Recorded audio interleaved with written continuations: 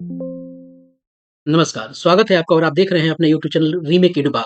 विशिष्ट शिक्षक ईपीएफ का पैसा कब निकालें? ईपीएफ के लिए कब अप्लाई करें? क्यों अभी बहुत ज़्यादा व्यग्र नहीं होना है पैसा निकालने के लिए? उन सारी बातों का जवाब मैं दूँगा और कैसे बड़ा नुकसान हो जाएगा यदि आप जल्दीबाज़ी कर रहे हैं ईपीएफ का पैसा निकालने के लिए। यदि अभी आप विशिष्ट शिक्षक के रूप में यदि अभी आप पैसा निकालना चाह रहे हैं, तो पूरा पैसा नहीं निकलेगा। क्या है नियम? कौन-कौन से फॉर्म भरने हैं और कौन-कौन सी चीज़ें आपको आपके पास होनी चाहिए? मैं आपको इतना ज़रूर बता दूँ कि ऑनलाइन बिना किसी एजेंट के, बिना किसी को पैसा दिए हुए 5 मिनट में आप ईपीएफ का पैसा निकालने के लिए अप्लाई कर सकते हैं। लेकिन उनसे पहले आपको नियम जानना ज़रूरी है। तो आइए वीडियो को शुरू करते हैं और वीडियो को शुरू करने से पहले आपसे आग्रह है कि यदि पहली बार वीडियो देख रहे हैं, तो चैनल को सब्सक्राइब कर दें और यदि पहले भी देखते आए हैं और चैनल को नहीं सब्सक्राइब किया तो सब्सक्राइब ज़रूर करें। आप मुझे मेरे साथ जोड़ें क्योंकि मैं शिक्षक और शैक्षणिक संबंधी वीडियो लेके आता रहता हूँ और आपके हित का और शिक्षकों के हित का, शिक्षा के हित का आप मैं अपनी तरफ से इस वीडियो के माध्यम से योगदान करता हूँ। तो आप अपने साथ जोड़ें, साथ इसलिए भी जोड़ें क्योंकि आपको आपके हित के लिए वीडियोज़ मिलते रहेंगे, इन्फॉर्मेशन मिलते रहेंगे और आपका साथ मिलेगा तो और बेहतर वीडियो मैं बना सकता हूँ। तो आइए शुरू करते हैं और देखते हैं कि क्या है। अब देखिए भविष्य निधि यानी ईपीएफ की निकासी के आपको अलग-अलग व्यवस्था को देखें तो 3 तरीके की पीएफ की निकासी कर सकते हैं। एक पीएफ की निकासी होती है पीएफ और एक अंतिम निपटान। अंतिम निपटान का कब मतलब होता है जब आप एग्ज़िट हो जाते हैं नौकरी से, ठीक है? एग्ज़िट हो जाते हैं नौकरी से या आपको नौकरी से निकाल दिया जाता है, यूँ कहिए कि नौकरी छूट जाती है तभी ना फाइनल होगा, अंतिम बात तभी आएगी। अब बात आती है आंशिक, आंशिक यानी पैसा में से थोड़ा पैसा निकाल लेना। ये अंतिम निपटान आप नौकरी छोड़ने के बाद आंशिक आप नौकरी के बीच में से कर सकते हैं और पेंशन निकासी। एक होता है ईपी आपको एफ और एक होता है आपको ईपीएस, ठीक है? ईपीएफ का मतलब हो गया प्रोविडेंट फंड और ईपीएस का मतलब हो गया आपको पेंशन स्कीम, ठीक है? पैसा आपको पता है कि 2 जगह जाता है, एक ईपीएफ में जाता है और एक ईपीएस में जाता है जो आपके अकाउंट से कटता है। मैं आपको बताऊँगा, आगे बताऊँगा कि कैसे पैसा आपका कट के जा रहा है। ये तो हम लोगों ने अभी जाना कि इस 3 व्यवस्था की पैसे निकलते हैं। अब ये जानना है कि ये कब निकलेगा। थोड़ा आपको मैंने यहाँ संकेत दे दिया कि कौन-सा पैसा कब निकलेगा, वो फॉर्म कौन-सा है जिससे हम वो काम करते हैं। अब देखिए सबसे पहले, ये देखिए 3 फॉर्म भरने होते हैं।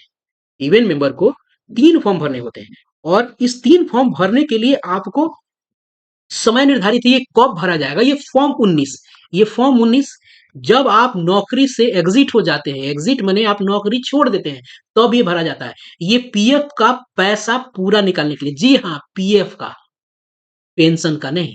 पेंशन का की बात नहीं हो रही है, यहाँ ये पेंशन की बात नहीं हो रही है, केवल पीएफ की बात हो रही है। क्लियर है? अब नीचे आ गया पेंशन, यहाँ बात हुई जैसे मैंने ऊपर बताया। 19 नंबर फॉर्म आप से पीएफ का पूरा पैसा निकाल सकते हैं फाइनल। पेंशन विथड्रॉल का बेनिफिट वाला पैसा आप 10 सी फॉर्म भर के निकाल सकते हैं और पीएफ पार्ट विथड्रॉल आपको 31 नंबर। अब देखिए ये आंशिक वाला हो गया और ये दोनों आपको अंतिम रूप से पूरा निपटान। अब ध्यान यह देना ज़रूरी है, जो भी विशिष्ट शिक्षक हैं, उनको यह देखना ज़रूरी है कि आप अभी पूरा पैसा निकाल सकते हैं कि नहीं। देखिए, आप अभी पूरा पैसा नहीं निकाल सकते। क्यों?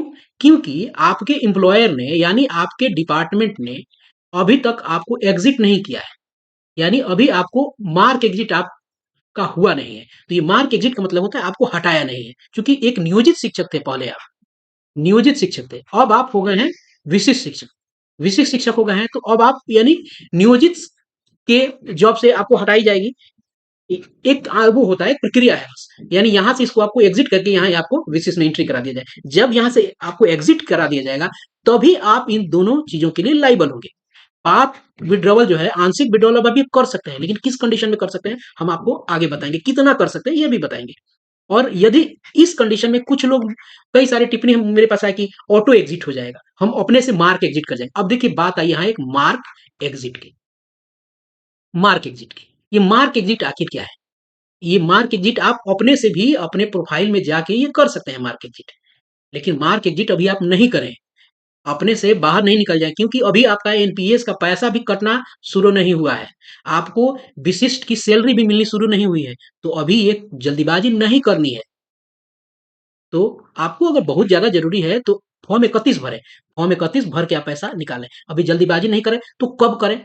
कितने दिन बाद मान लीजिए विभाग अगर एग्ज़िट नहीं करता है तो कितने दिन बाद? तो एक नियम ये है कि 60 दिनों तक 60 दिनों तक अगर नौकरी छोड़ दिए हो जाता है तो 60 दिनों के बाद आपको ये काम कर सकते हैं, या आप लगातार आपको 60 दिन तक पैसा नहीं आता है तो 60 दिनों के बाद समझा जाता है कि आप बेरोजगार हैं।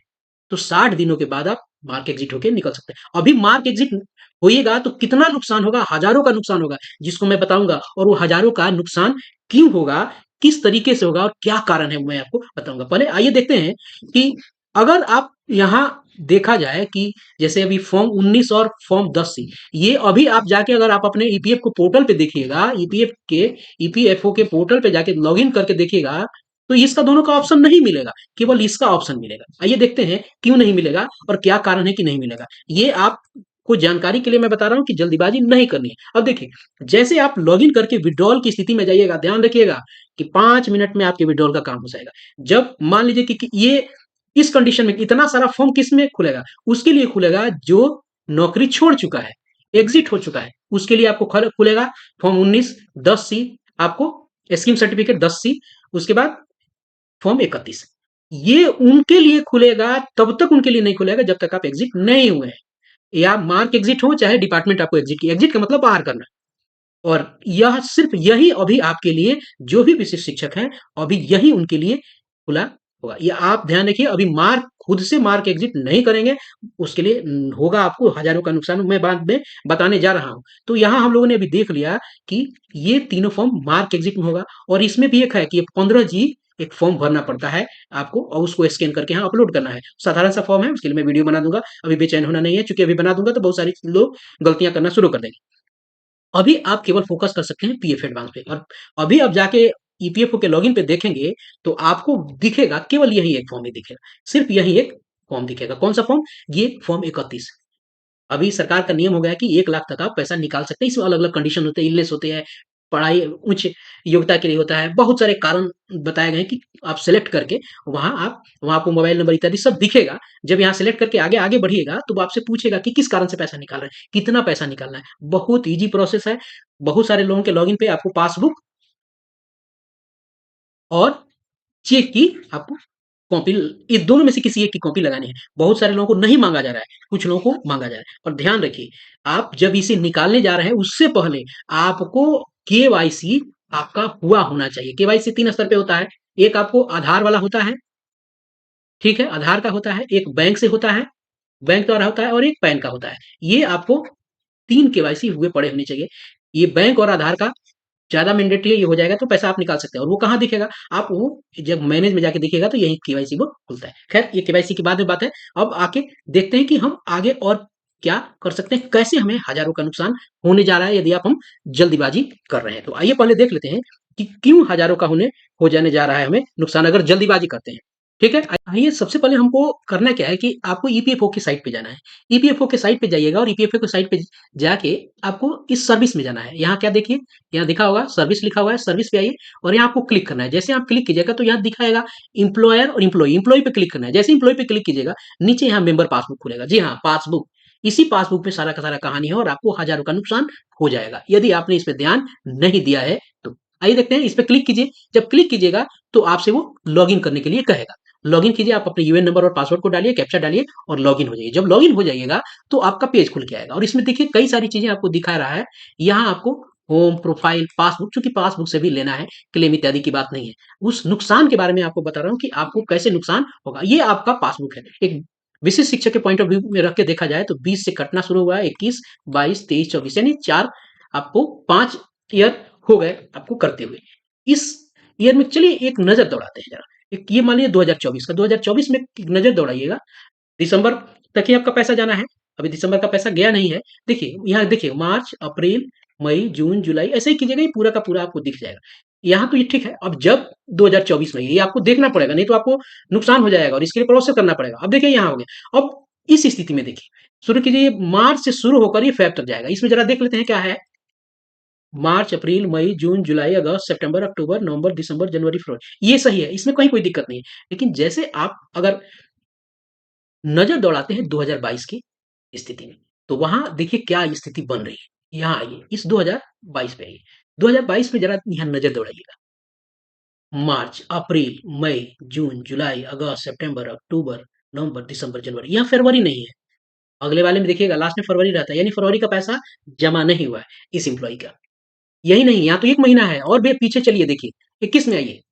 21 में देखिए यहाँ क्या स्थिति बन रही है, यहाँ 21 में बन रही है, देखिए मार्च, अप्रैल, यहाँ मई नहीं है, जून आ गया, मई नहीं है। जून, जुलाई, अगस्त, सितंबर, अक्टूबर, नवंबर, दिसंबर, जनवरी, फरवरी है, यहाँ मई नहीं है। उसी तरह आप 20 में भी हो सकता है कहीं न कहीं लैप्सेस है।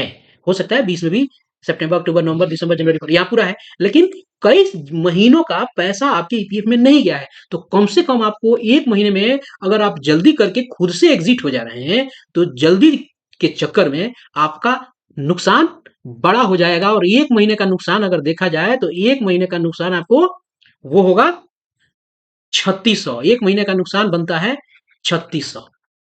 आपने वहां देखा होगा, अगर मैं फिर से उसको आपको दिखाऊं तो आपको दिखेगा कि कैसा हो रहा है वो। यहाँ का चाहिए, देखिए देखिए यहाँ चीज ध्यान दीजिएगा, वेजेस 15,000 पे हुआ है, ईपीएस का वेजेस भी उतने पे निर्धारित है, 15,000 पे निर्धारित है। 12% 1800 इंप्लॉई का शेयर है, यानी आपका शेयर, और सरकार जो देती है उसका 3.67 कहाँ जाता है, ये देखिए ये ईपीएफ में जाता है और पेंशन में जाता है 8.33%, यानी 1250 रुपए। ये 3 पार्ट में आपका बढ़ता है, ये 2 पार्ट आपका पीएफ में और 1 पार्ट पेंशन में जाता है। यानी आपका पूरा पैसा पीएफ में जाएगा और सरकार देती है वो 2 भाग में बंट के अलग अलग जाता है। तो ये नुकसान आपको यहाँ होगा, ध्यान रखिएगा। कम से कम 1 महीना में अगर ध्यान दें तो 1 महीना में आपको नुकसान होने जा रहा है 3600 रुपया। तो इस नुकसान से बचने के लिए अभी जल्दीबाजी नहीं करनी है। अगर आपको बहुत ज्यादा जरूरी है तो फॉर्म 31 भर के आप पैसा निकाल सकते हैं।